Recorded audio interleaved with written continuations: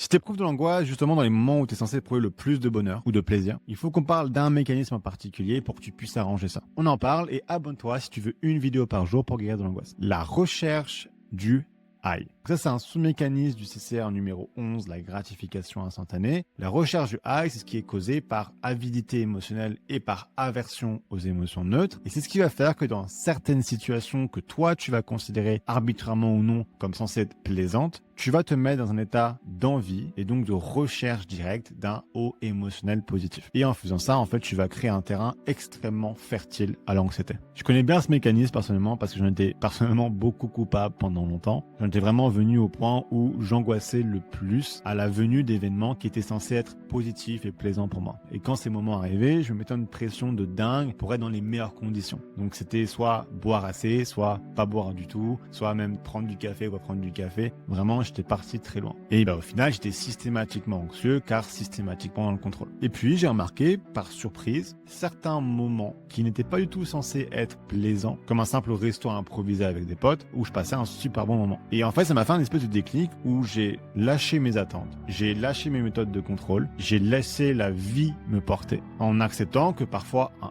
high émotionnel, il arrive quand tu le veux, mais il peut aussi ne pas arriver, mais il peut aussi arriver à un moment où tu ne t'y attends pas en fait. Mais surtout, en fait, de manière générale, j'ai arrêté de faire tout un plat sur les émotions de plaisir et les émotions positives. Parce que la vérité, c'est qu'on est quand même dans une société qui est profondément hédoniste. Donne-toi un an pour déjà moins ressentir d'émotions négatives. Et une fois que tu feras ça, tu verras que petit à petit, les émotions positives reviendront dans ta vie de façon naturelle. Et voilà, j'espère que ça t'a apporté quelque chose cette vidéo. Donc deux petites choses pour finir la vidéo. Première chose, si tu viens de commencer ta guérison, ou tu as un peu envie de faire le point sur là où t'en es, je t'ai mis un test de début de guérison que tu peux accéder via le lien Linktree en dessous de ma photo sur mon profil. Et une nouvelle petite chose pour encourager et remercier les membres les plus actifs de la communauté et ceux qui sont les plus constructifs. À partir de maintenant, chaque semaine, je vais offrir à l'un de vous une formation, le Starter Pack guérison de l'anxiété, à une personne tirée au sort. Et tout ce que tu as à faire, c'est de mettre un commentaire, soit pour aider directement quelqu'un, soit pour partager comment toi, tu as surmonté un obstacle en particulier dans ta guérison. Et donc, tant que tu as chance, et puis moi j'ai surtout hâte de voir vos commentaires. Allez, ciao, ciao.